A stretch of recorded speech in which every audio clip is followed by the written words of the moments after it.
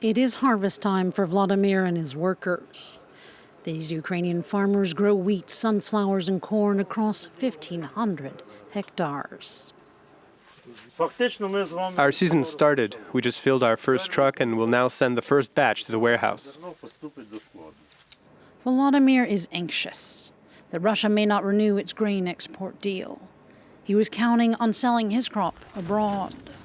Putin is not only blackmailing Ukraine, he is blackmailing the whole world. Do you know what it means to close down grain exports?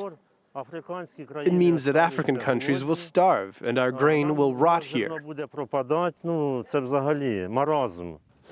Negotiated last July with the help of Turkey, the grain deal has since then allowed Ukraine to export 32 million tons of crops. The mainly corn and wheat exports have helped avoid a hunger crisis in the Middle East and Africa. Glory to Ukraine!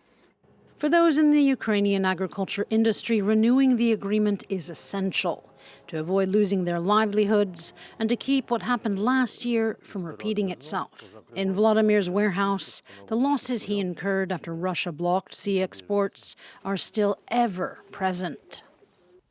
Here are 100 tons of corn left over from last year that we cannot distribute or sell.